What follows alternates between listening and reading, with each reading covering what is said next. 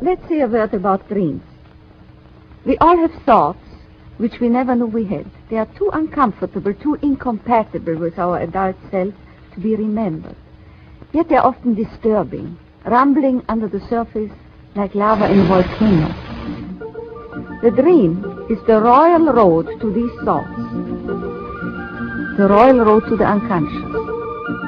This is the story of how Sigmund Freud's ideas about the unconscious mind were used by those in power in post-war America to try and control the masses. Politicians and planners came to believe that Freud was right to suggest that hidden deep within all human beings were dangerous and irrational desires and fears. They were convinced that it was the unleashing of these instincts that had led to the barbarism of Nazi Germany.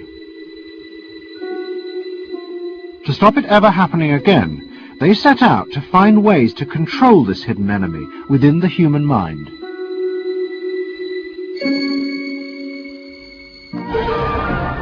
At the heart of the story are Sigmund Freud's daughter Anna and his nephew Edward Bernays, who had invented the profession of public relations. Their ideas were used by the US government, big business, and the CIA to develop techniques to manage and control the minds of the American people. Those in power believed that the only way to make democracy work and create a stable society was to repress the savage barbarism that lurked just under the surface of normal American life.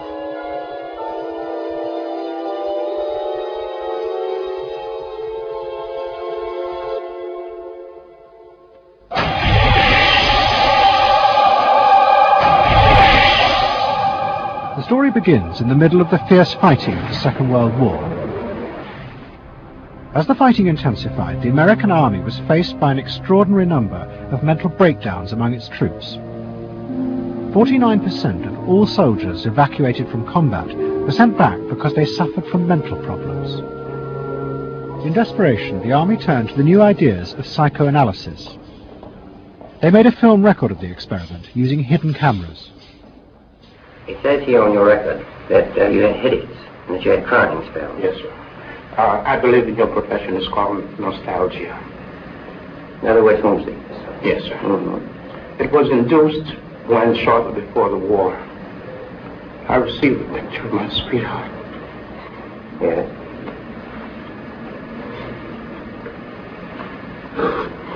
Mm-hmm.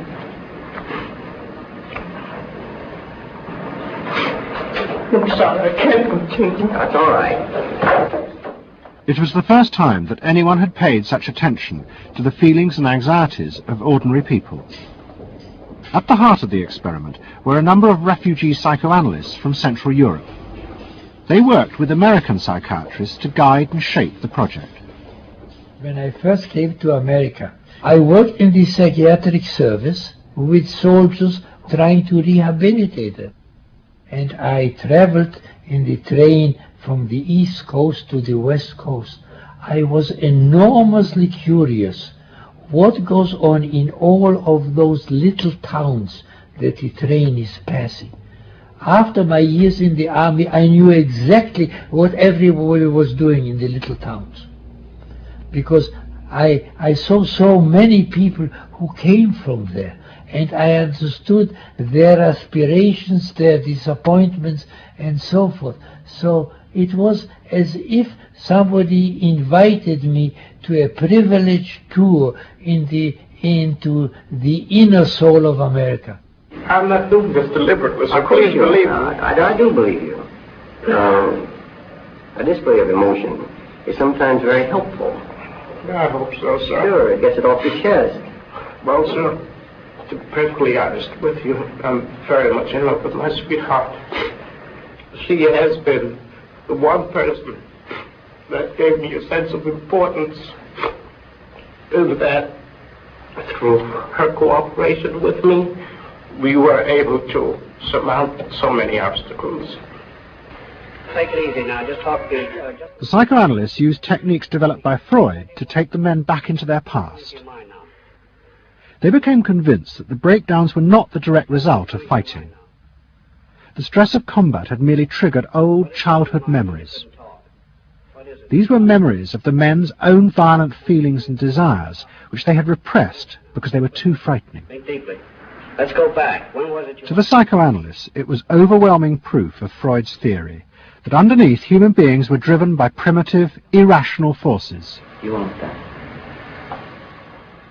World War II was a major shattering experience because I discovered the enormous role of the irrational in the lives of most people.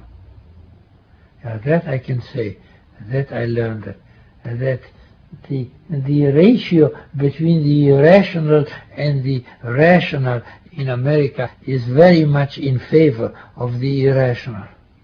That there is much greater unhappiness, much more suffering, much more. A sadder country than one would imagine it from the advertisements that you get. A much more problematic country. Victory in the Second World War was celebrated as a triumph of democracy.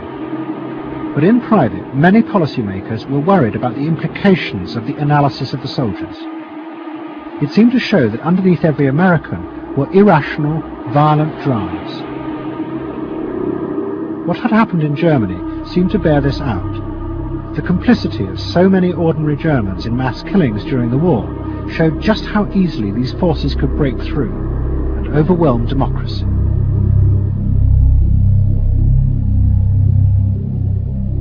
Planners and policymakers had been convinced by their experiences during World War II that human beings could act very irrationally because of this sort of teeming and raw and unpredictable emotionality, the kind of chaos that lived at the base of human personality could, in fact, infect the society, social institutions, to such a point that the society itself would become sick. That's what they believe happened in Germany, in which the irrational, the anti-democratic, went wild. Well, it was a vision of human nature as incredibly destructive, and they were terrified that Americans would in fact behave that way, or were capable of behaving that way, and they wanted to avoid a rerun of that. So what is needed is a human being that can internalize democratic values so that they are not shaken with the storm. And psychoanalysis carried in it the promise that it can be done. It opened up new vistas as to how the inner structure of the human being can be changed so that he becomes a more vital, free supporter and maintainer of democracy. The psychoanalysts were convinced they not only understood these dangerous forces, but they knew how to control them too. They would use their techniques to create democratic individuals, because democracy left to itself failed to do this.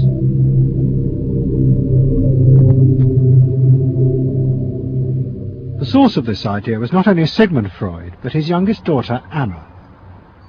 She had fled with her father to London before the outbreak of war, and after he died, Anna Freud became the acknowledged leader of the world psychoanalytic movement. She saw her job as to fulfill her father's dream of making his ideas accepted throughout the world. At the center of the Freud movement stood Tante Anna, because she managed to work herself into that position. She was recognized as that, and not just because she was the daughter. She worked on that. She was rather forbidding. She was not, to me, a warm person, not an aunt you could kiss or put your arms around. Not at all. And her whole life rotated around the spreading of psychoanalysis. Freud himself had seen the role of psychoanalysis as allowing people to understand their unconscious drives. But Anna Freud believed it was possible to teach individuals how to control these inner forces. She had come to believe this through analyzing children, above all the children of her close friend, Dorothy Burlingham. Dorothy Burlingham was an American millionairess who in the 1920s fled a failed marriage and brought her children to Anna Freud in Vienna. They were suffering terrible anxieties and aggression, but Anna Freud was convinced she could free them from this by changing the world around them. She thought that she could come in and into their environment, essentially, because they were children, you see. They didn't have independent lives of their own. She could go talk to the parents or the mother. She could go to the schools. She could influence their real world, the actual external world, to change their lives and to help them. And to change them as people? I think that was part of what her idea was, is that she felt that she could change them. From her analysis of the Burlingham children, Anna Freud developed a theory of how to control the inner drives. It was simple. You taught the children to conform to the rules of society. But this was more than just moral guidance. Anna Freud believed that if children like the Burlinghams strictly followed the rules of accepted social conduct, then as they grew up, the conscious part of their mind, what was called the ego, would be greatly strengthened in its struggle to control the unconscious. But if children did not conform, their ego would be weak, and they would be prey to the dangerous forces of the unconscious. In my father's case, they were concerned that he would be a homosexual, and so a lot of their efforts went into preventing or trying to stop my father from becoming a homosexual. Whether or not he would have or did, or is it's unknown to me. Why did they want to stop him? Because they felt it was abnormal. It wasn't a normal way to develop. They wanted to have him develop along lines that society recognized to be normal. Because if they didn't, then you're going to be under the control of forces that you don't understand, that you're not even aware of. The analysis seemed to be a great success. And in the 30s, the Burlingham children had returned to America. They settled down to happy married lives in the suburbs. What they didn't realize was that their experience was about to become a template for a giant social experiment to control the inner mental life of the American population. In 1946, President Truman signed the National Mental Health Act. It had been born directly out of the wartime discoveries by psychoanalysts that millions of Americans who had been drafted suffered hidden anxieties and fears. The aim of the Act was to deal with this invisible threat to society. Shocked by the appalling percentage of the emotionally unstable revealed by the World War II draft figures, Congress in 1946 passed the National Mental Health Act, which recognized for the first time that mental illness was a national problem. Keenly aware of the tremendous problems ahead is Dr. Robert H. Felix, director of the vast new project. A primary objective of the National Mental Health Program is to increase our fund of scientific knowledge about mental health and about mental illness. We're not doing this. Why? Because there are all too few skilled mental health workers. Two of the principal architects of the Act were the Menninger brothers, Carl and Will. Will had run the wartime psychotherapy experiments, and now he and his brother began to train hundreds of new psychiatrists. The Menningers were convinced that it would be possible to apply Anna Freud's ideas on a wide scale, and to adults as well as children. The psychiatrist's job would be to teach ordinary Americans how to control their unconscious drives. Psychoanalysis could be used to make a better society. They said psychoanalytic thinking could make for the betterment of society, because you could change the way the mind functioned. And you could take the ways in which people did hurtful things to themselves and others and alter them by enlarging their understanding.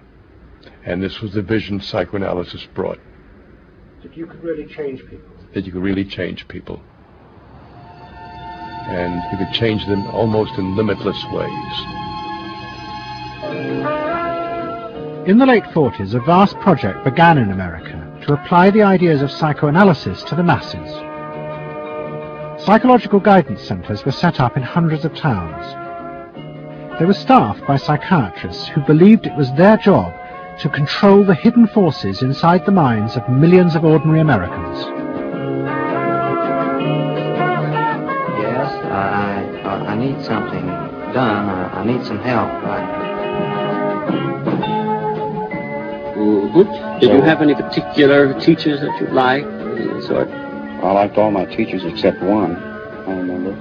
What was the trouble with this one? I don't know, she just scared me most of the time. And holler at me and I'd run outside and vomit. I hate my brother. Loathe him. Despise him. At the same time, thousands of counselors were trained to apply psychoanalysis to marriage guidance.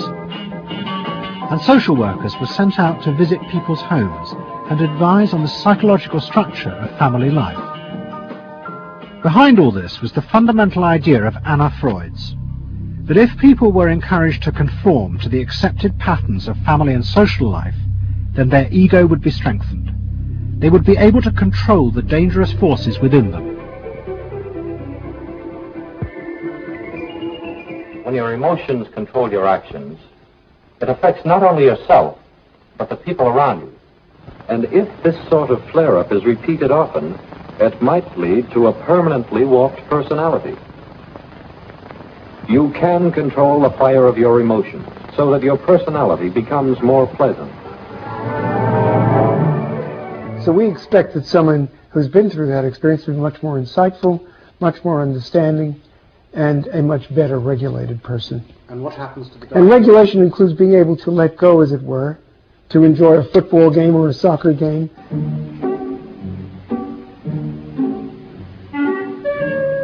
A more understanding, yes, rational, but also appropriately emotional person. The regulatory aspects of the human mind would really be in charge. Instead of being overwhelmed by our passions and by our darker impulses. That one would be master or mistress of one's own passions. They just felt that the road to happiness was in adapting to the external world in which they lived. That people could be uncrippled from their own neurotic conflicts and impulses, that they would not engage in self-destructive behavior, that they would in fact adapt to the reality about them. They never questioned the reality. They never questioned that it might itself be a source of evil or something to which you could not adapt without compromise or without suffering or without exploiting yourself in some way. So there was this fit with the politics of the day. And a balance of emotions is important to a well-rounded personality. But it was only the beginning of the rise to power of psychoanalysis in America. Psychoanalysts were about to move into big business and use their techniques not just to create model citizens, but model consumers. Last week's episode showed how Freud's American nephew, Edward Bernays, had been the first to convince American corporations that they could sell products by connecting them with people's unconscious feelings. But now, a group of psychoanalysts were going to take what Bernays had begun and invent a whole range of techniques to get inside and manage the unconscious mind of the consumer. They were led by Ernest Dichter. Dichter had practiced next door to Freud in Vienna, but he had come to America and set up the Institute for Motivational Research in an old mansion north of New York. This is the Institute for Motivational Research, a place devoted to the intriguing business of finding out why people behave as they do, why they buy as they do, why they respond to advertising as they do. And this is Dr. Ernest Dichter. We don't go out and ask directly, why do you buy, why don't you? What we try to do instead is to understand the total personality, the self-image of the customer. We use all the resources of modern social sciences. It opens up some stimulating psychological techniques for selling any new product. Like the other psychoanalysts, Dichter believed that American citizens were fundamentally irrational beings. They could not be trusted. Their real reasons for buying products were rooted in unconscious desires and feelings. And Dichter wanted to find ways to uncover what he called the secret self of the American consumer. He was trying to get out of people's mind the unconscious motivations that they had for purchasing. These could be sexual, they could be psychological, they could be sociological, they could be a demand for status, a demand for recognition. There were things that people couldn't verbalize or wouldn't verbalize because they were too secret to them. They were too much a part of their nature, and they would be embarrassed. They would be embarrassed if they came out and said things like this. He would interview people, but not ask them direct questions, but let them talk freely like you do in psychoanalysis. And that was his background. And so he said, why can't we have a group therapy session about products? All right? And so Dichter built this room up above his garage, and he said we can have psychoanalysis of products. They can actually act out and verbalize their wants and needs. What we're going to do is try a couple of these salad dressings. So let's see what happens. There is our typical housewife. She doesn't follow the instructions. And they could be observed and watched, and other people could comment, and they could talk about it, and everybody could join in. He was the first to do this. This was absolutely the first thing that was ever done. And he had a movie projector up there where you could show advertisements and things like that, and people could react to them. And he invented the whole technique for mining the unconscious about the hidden psychological wants that people had about products. This became the focus group. It worked! Dichter's breakthrough came with a focus group study he did for Betty Crocker Foods. Like many food manufacturers in the early 50s, they had invented a new range of instant convenience foods. But although consumers had told market researchers they would welcome the idea, in fact, they were refusing to buy them. The worst problem was the Betty Crocker cake mix. Dichter did a series of focus groups where housewives free associated about the cake mix. He concluded that they felt unconscious guilt at the new image being promoted of ease and convenience. In other words, he understood that the barrier to the consumption of the product was the housewife's feeling of guilt about using it. They basically, on one hand, wanted to make it easy for themselves, but they felt guilty about it. So what you've got to do in those circumstances is remove the barrier being guilt. The way you do that is to give the housewife a greater sense of participation. And how do you do that? By adding an egg. Simple as that. As simple as that. Dichter told Betty Crocker to put an instruction on the packet that the housewife should add an egg. It would be an unconscious symbol, he said, of the housewife mixing in her own eggs as a gift to her husband, and so would lessen the guilt. Betty Crocker did it, and the sales soared. My cake is ready. The consumer may have basic needs that the consumer himself or herself doesn't fully understand. You have to know what those needs are in order to fully exploit the consumer. Is it wrong to give people what they want by taking away their defenses, helping remove their defenses? It seems so much longer than last year. It is. Nearly 4 inches longer in some models. Oh! Dichter's success led to a rush by corporations and advertising agencies to employ psychoanalysts. They became known as the Depth Boys, and they promised to show companies how to make millions by connecting their products with people's hidden desires. Dichter himself became a millionaire, famous for inventing slogans like "a tiger in your tank." Even the marketing of the Barbie doll came from a children's focus group. And so it goes. But Dichter was convinced that this was far more than just selling. Like Anna Freud, he believed that the environment could be used to strengthen the human personality.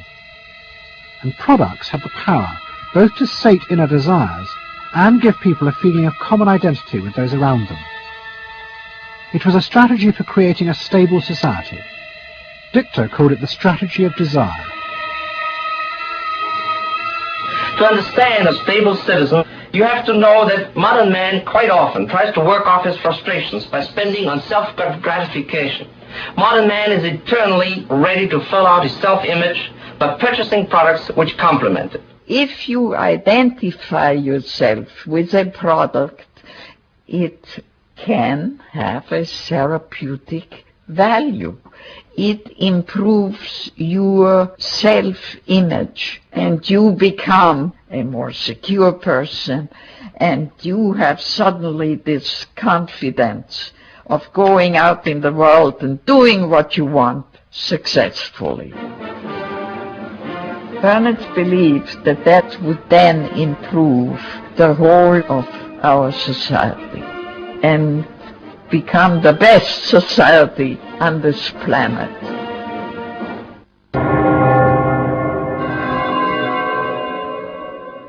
By the early 50s, the ideas of psychoanalysis had penetrated deep into American life. The psychoanalysts themselves became rich and powerful. Many had consulting rooms overlooking Central Park in New York. Politicians and famous writers like Arthur Miller and Tennessee Williams became their patients. They were seeking not just help, but to understand the hidden roots of human behavior. We were sought after. Washington was interested in what we think. You know, the important writers, important politicians were undergoing psychoanalysis. It was, we had waiting lists because there were so many patients that wanted to be analyzed. So it gave us a little bit of a swellhead. And as the psychoanalysts' ideas took hold in America, a new elite began to emerge, in politics, social planning, and in business. What linked this elite was the assumption that the masses were fundamentally irrational. To make a free market democracy like America work, one had to use psychological techniques to control mass irrationality. They actually believed that this elite was necessary because individual citizens were not capable, if left alone, of being democratic citizens. The elite was necessary in order to create the conditions that would produce individuals capable of behaving as a good consumer and also behaving as a democratic citizen. They didn't see their activities as anti-democratic, as undermining the capacity of individual citizens for democracy. Quite the opposite. They understood that they were creating the conditions for democracy's survival and future. The rise of psychoanalysis to power in America was an extraordinary triumph for Anna Freud and her tireless promotion of her ideas. She remained in England, living with Dorothy Burlingham. On the surface, it was an idyllic life. She and Dorothy had bought a weekend cottage on the Suffolk coast. And in the summers, Dorothy's children came from America to visit with the grandchildren. But underneath, things were going badly wrong. Both Bob and Mabby Burlingham, who Anna Freud had analysed in the 1930s, had suffered personal breakdowns, and their marriages were collapsing. Bob was drinking heavily, and Mabby suffered terrible anxieties. The real reasons for the visits to England were yet more analysis with Anna Freud. Well, the problem was that it didn't look very good, did it? Because here you have somebody who's having nervous breakdowns and is having alcoholic binges. And this is not exactly, doesn't really sit well. Well, you know, from a humane standpoint, obviously this is not desirable. You know, you want to help these people. But it also had the wider ramifications of everybody in analysis, in analytic circles, knew that Bob and Mabby were guinea pigs. They were the living proof that this was a wonderful process. It was very much swept under the rug. It really didn't get out. I mean, these people had such, their power and influence was such that, you know, you were very careful. Anna Freud was a very powerful person, and you were the grandchildren, and she knew a great deal more than you did about what went on in your parents' lives and so forth. It was not something you were going to tangle with, and you were a product of the whole situation. But at the same time, we all knew that something was really out of whack. As she grew older, she became more and more important, didn't she? Politically and scientifically, but she didn't know when to stop. She was a bit too righteous. What she did was always the thing, and she would never, to my knowledge, acknowledge that she could make a mistake or be wrong. That is my feeling. But the power and influence of the Freud family in America was about to grow even more. Politicians were about to turn to Anna Freud's cousin, Edward Bernays, for help in a time of crisis. He was going to manipulate the inner feelings and fears of the masses to help America's politicians fight the Cold War. I don't mean to say, and no one can say to you, that there are no dangers. Of course there are risks if we are not vigilant. But we do not have to be hysterical. In 1953, the Soviet Union exploded its first hydrogen bomb, and the fear of nuclear war and communism gripped the United States. Those in power became concerned about how to reassure the population. Committees were set up and public information films made, appealing for calm in the face of new threats, like nuclear fallout. It's the fallacy of devoting 85% of one's worrying capacity to an agent that constitutes only about 15% of an atomic bomb's destroying potential. At this point, Edward Bernays was living in New York. In the 1920s, he had invented the profession of public relations, and was now one of the most powerful PR men in America. He worked for most of the major corporations and advised politicians, including President Eisenhower. Like his uncle Sigmund, Bernays was convinced that human beings were driven by irrational forces. The only way to deal with the public was to connect with their unconscious desires and fears. Bernays argued that instead of trying to reduce people's fear of communism, one should actually encourage and manipulate the fear, but in such a way as it became a weapon in the Cold War. Rational argument was fruitless. What my father understood about groups is that they are manipulable, they're malleable, and that you can tap into their deepest desires or their deepest fears and use that to your own purposes. I don't think he felt that all those publics out there had reliable judgment, that they very easily might vote for the wrong man or want the wrong thing, so that they had to be guided from above. One of Bernays' main clients was the giant United Fruit Company. They owned vast banana plantations in Guatemala in Central America. For decades, United Fruit had controlled the country through pliable dictators. It was known as a banana republic. But in 1950, a young officer, Colonel Arbenz, was elected president. He promised to remove United Fruit's control over the country. And in 1953, he announced the government would take over much of their land. It was a massively popular move, but a disaster for United Fruit, and they turned to Bernays to help get rid of Arbenz. United Fruit brings in Bernays, and he basically understood that what United Fruit Company had to do was change this from being a popularly elected government that was doing some things that were good for the people there into this being very close to the American shore, a threat to American democracy, that it being at a time in the Cold War when Americans responded to issues of the Red Scare and what communism might do, he was trying to transform this, and brilliantly did transform it into an issue of a communist threat very close to our shores, taking United Fruit again as a commercial client out of the picture and making it look like a question of American democracy, American values being threatened. In reality, Arbenz was a democratic socialist with no links to Moscow. But Bernays set out to turn him into a communist threat to America.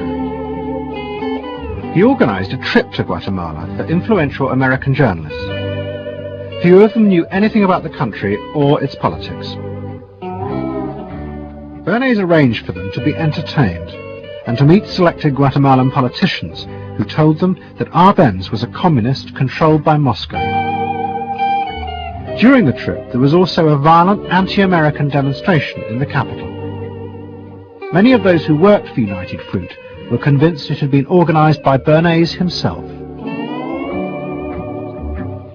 He also created a fake independent news agency in America called the Middle American Information Bureau. It bombarded the American media with press releases saying that Moscow was planning to use Guatemala as a beachhead to attack America. All of this had the desired effect. In Guatemala, the Jacob Arbenz regime became increasingly communistic after its inauguration in 1951. Communists in the Congress and high governmental positions controlled major committees, labor and farm groups, and propaganda facilities. They agitated and led in demonstrations against neighboring countries and the United States. What was profoundly new in terms of what Bernays did is he took this menace to our backyard in Guatemala. For the first time, we saw Reds a couple hundred miles from New Orleans who Eddie Bernays had us believing were a true threat to us, that it was going to be a Soviet outpost in our backyard. But what Bernays was doing was not just trying to blacken the Arbenz regime. He was part of a secret plot. President Eisenhower had agreed that America should topple the Arbenz government, but secretly. The CIA were instructed to organize a coup. Working with the United Fruit Company, the CIA trained and armed a rebel army and found a new leader for the country called Colonel Armas. The CIA agent in charge was Howard Hunt, later one of the Watergate burglars. What we wanted to do was have a terror campaign to terrify Arbenz particularly, terrify his troops, much as the German Stuka bombers terrified the population of Holland, Belgium, and Poland at the onset of World War II, and just rendered everybody paralyzed. As planes flown by CIA pilots dropped bombs on Guatemala City, Edward Bernays carried on his propaganda campaign in the American press. He was preparing the American population to see this as the liberation of Guatemala by freedom fighters for democracy. He totally understood that the coup would happen when the public and the press, when conditions in the public and the press allowed for a coup to happen, and he created those conditions. He was totally savvy in terms of just what he was helping create there in terms of this overthrow. But ultimately he was reshaping reality, reshaping public opinion in a way that's undemocratic and manipulative. On June 27, 1954, Colonel Arbenz fled the country, and Armas arrived as the new leader.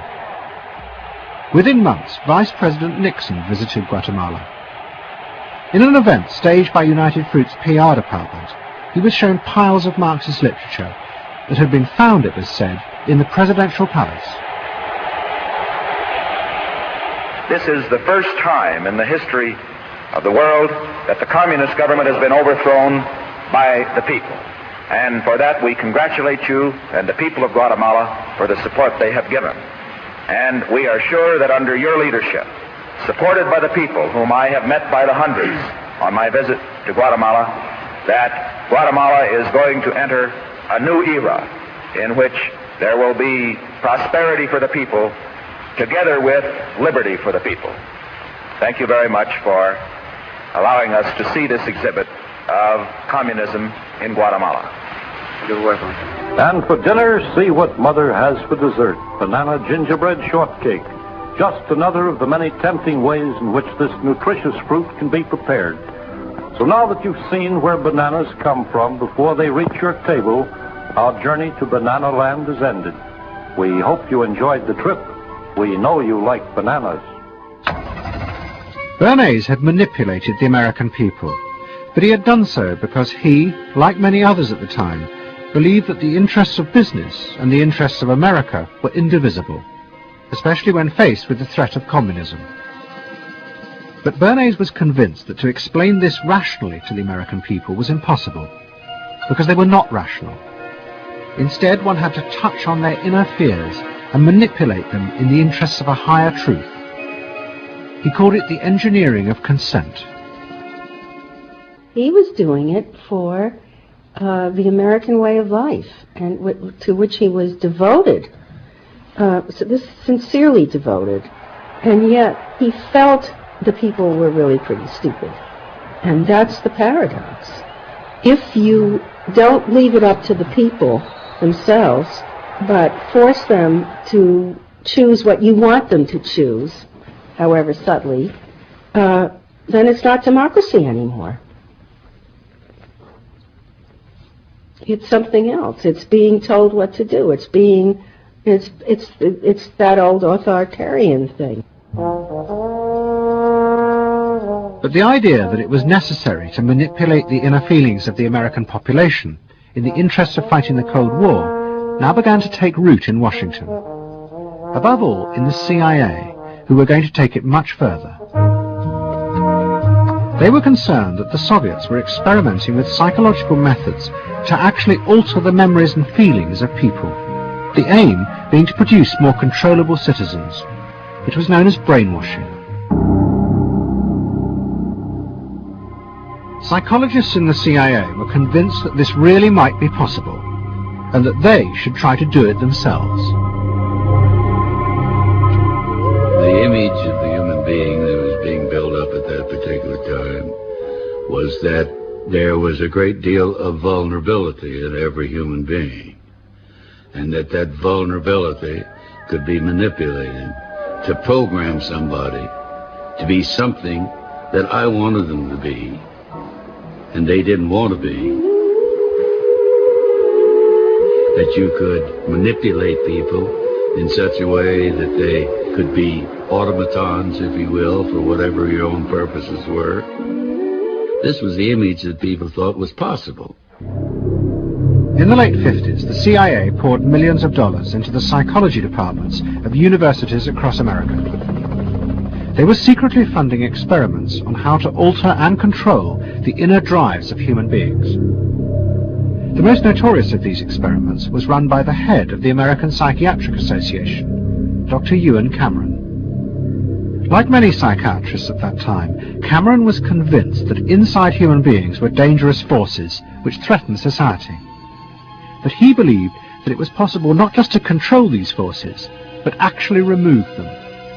He thought that psychiatry should not just concentrate on sick people, mentally ill, but should actually go into government, that politicians should listen to psychiatrists. Psychiatrists should be in every parliament and should direct and monitor political activities, because they knew in a rational, scientific way what was good for people. Cameron had set up a clinic in a hospital in Montreal called the Allen Memorial. It is now long since closed down. Cameron took patients who suffered a wide range of mental problems. His theory was that these resulted from forgotten or repressed memories. But he was impatient with the idea of using psychotherapy to uncover them. Instead, he would simply wipe them. Cameron used drugs, including LSD, and the technique of ECT, electroconvulsive therapy. It was conventionally used at that time to relieve depression. But Cameron was going to use it in a new way, to produce new people. He was really using it to try and change the fundamental function of the individual, to alter their past memories, their past ways of behaving, and as I think he said at one point, it is to just sort of erase everything from their past, so that you then had a slate in which you could record new ways of behavior. And so he used massive doses of shock, people receiving several shocks a day, and over a course of time, hundreds of ECT treatments, so that they were just reduced to a sort of a very primitive vegetable state. I don't remember what happened to me. I was introduced to Dr. Cameron, and I don't remember Dr. Cameron at all. I don't remember any of that. They shipped me up to what they call the sleep room, and they gave me all of these electroconvulsive shock treatments and megadoses of drugs and LSD and all of that, and I have no memory of any of that. Nothing of that time of the Allen Memorial or any of my life previous to that. All gone. Wiped. And then, having depatterned somebody or brought them down to where basically nothing but the essential functions of the body were going on in terms of breathing and things of this nature. Then he would begin to feed material into these individuals, positive material, such that the brain would be programmed in a positive way, so that the individual would be completely altered. Then he put these tapes under our pillows called psychic driving. He would then put back into this empty brain a program of whatever sort he decided upon, and the people like myself would wake up another person, I guess. In fact, Cameron's experiments were a complete disaster. All he managed to produce were dozens of individuals with memory loss, and the ability to repeat the phrase, "I am at ease with myself." And it was not an isolated case. Almost all the experiments the CIA funded were equally unsuccessful. Despite their ambitions, American psychologists were beginning to find out how difficult it was to understand and control the inner workings of the human mind. We had been really chasing a phantom, if you will, an illusion, that the human mind was more capable of manipulation from the outside by outside factors than it is. We found out that the human being is an extremely complex thing. There were no simple solutions. But you've just got to bear in mind that these were very strange times. The psychoanalysts had come to power in America because of their theory that they knew how to control the dangerous forces inside human beings. But now the psychoanalysts were about to face a high-profile failure that would lead people to begin questioning the very basis of their ideas. It began in Hollywood. The film industry had become fascinated by psychoanalysis, and Anna Freud was a powerful influence on dozens of analysts in Los Angeles. They treated film stars, directors, and studio bosses. Anna Freud's closest friend was the most sought after of all, Ralph Greenson. And in 1960, the most famous star in the world turned to Greenson for help. Marilyn Monroe was suffering from despair and had become addicted to alcohol and drugs. Well, when I walked in to dinner, here was Marilyn Monroe. I made a picture with her called All About Eve. This is dinner at Ralph Greenson's? Yes. And the only thing was that Ralph was trying to show her, Romy, I never called him Ralph in my life. Romy was trying to show her that the way a family life ought really to be. So we were walking the dog after us. I said, "What the hell are you doing here?" I said, "You never asked me to dinner." And he said, "You weren't that sick." And I said, "Oh, no." He said, "The point is just this child has no frame of reference. In other words, she doesn't know what the goal is." What Greenson did was follow Anna Freud's theory. If Marilyn Monroe could be taught to conform to what society considered a normal pattern of life, that would help her ego control her inner destructive urges. But Greenson pushed it to an extreme. He persuaded Monroe to move into a house nearby that was decorated like his own. He then took her into his own family life, and he, his wife, and his daughter played at being Monroe's own family. Greenson himself would become the model of conformity. And so this someone whom she regarded as important and whom she idealized, if he turned out to be a very gratifying father figure, her ego would benefit from that. That was the theory. His wife and children, everyone was involved, yeah. They were strengthening the person. They were strengthening the mind. They were strengthening the agent that controls inner life against adversity, against insufficiency, against too much frustration. So that Marilyn Monroe would no longer be a helpless person looking for love. She'd have enough love. But despite all his efforts, Greenson was unable to help Marilyn Monroe. On August the 5th, 1962, she committed suicide in her house. The suicide shocked many in the analytic community, including Anna Freud. And high-profile figures in American life, who had previously been enthusiasts for psychoanalysis, now began to question why psychoanalysis had become so powerful in America. Was it really because it benefited individuals? Or had it in fact become a form of constraint in the interests of social order? The critics included Monroe's ex-husband, Arthur Miller. My argument with so much psychoanalysis is the preconception that suffering is a mistake, or a sign of weakness, or a sign even of illness, when in fact, possibly the greatest truths we know have come out of people's suffering. That the problem is not to undo suffering or to wipe it off the face of the earth, but to make it inform our lives, instead of trying to cure ourselves of it constantly and avoid it, and avoid anything but that lobotomized sense of what they call happiness. There's too much of an attempt, it seems to me, to think in terms of controlling man rather than freeing him, of defining him rather than letting him go. Mm-hmm. And it's part of the whole ideology of this age, which is power mad. Hey, have you heard about the crazy new way to send a message today? It's flashed on a screen, too quick to see, but still you get it subliminally. At the same time, an onslaught was launched on the way psychoanalysis was being used by business to control people. The first blow came with a bestseller, The Hidden Persuaders, written by Vance Packard.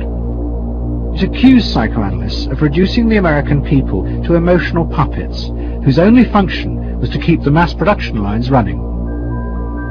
They did this by manipulating people's unconscious desires to create longings for ever new brands and models. They had turned the population into unwitting participants in the system of planned obsolescence. The second blow came from an influential philosopher and social critic, Herbert Marcuse. He had been trained in psychoanalysis. This is a childish application of psychoanalysis, which does not take at all into consideration the very real political systematic waste of resources, of technology and of the productive process. For example, planned obsolescence. For example, the production of innumerable brands and gadgets who are, in the last analysis, all the same. The production of innumerable different marks of automobiles. And this prosperity at the same time, consciously or unconsciously, leads to a kind of schizophrenic existence. I believe that in this society an incredible quantum of aggressiveness and destructiveness is accumulated precisely because of the empty prosperity, which then simply erupts.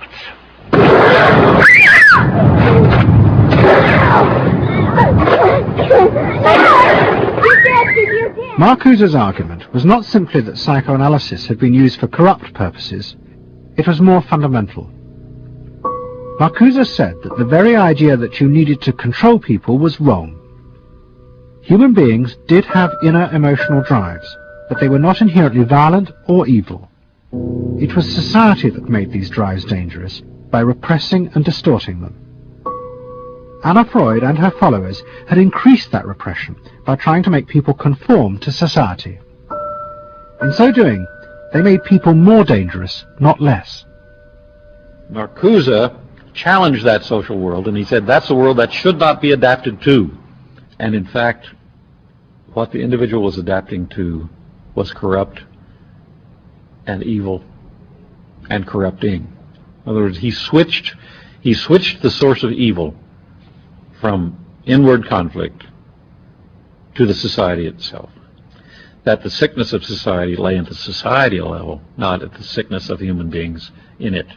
And if people did not challenge that, then they were, in fact, submitting to evil. Modern psychology has a word that is probably used more than any other word in psychology. It is the word maladjusted. It is the ringing cry of modern child psychology, maladjusted. Now, of course, we all want to live the well-adjusted life in order to avoid neurotic and schizophrenic personalities. But as I move toward my conclusion, I would like to say to you today, in a very honest manner, that there are some things in our society and some things in our world for which I'm proud to be maladjusted. And I call upon all men of goodwill to be maladjusted to these things until the good society is realized. I must honestly say to you that I never intend to adjust myself to racial segregation and discrimination. I never intend to adjust myself to religious bigotry. I never intend to adjust myself to economic conditions that will take necessities from the many to give luxuries to the few and leave millions of God's children smothering in an airtight cage of poverty in the midst of an affluent society. The political influence of the Freudian psychoanalysts was over. Instead, they were now accused of having helped to create a repressive form of social control. Anna Freud and Dorothy Burlingham lived on in Sigmund Freud's old house in London. In 1970, Dorothy's son Bob died of alcoholism. And in 1973, his sister Mabby returned for yet more analysis with Anna Freud. She went back for more analysis. She was living at 20 Maresville Gardens in the Freud house, as I guess she did when she wasn't with her husband, and she committed suicide. She took an overdose of sleeping pills. In Freud's own house? In Freud's own house, right.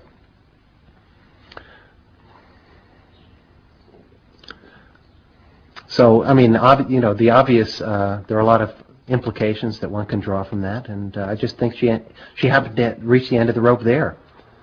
Although it would seem to be a very pointed act. Obviously, suicide is a very politicized act, and to do it in Sigmund Freud's own house is certainly different from doing it in Riverdale back in New York.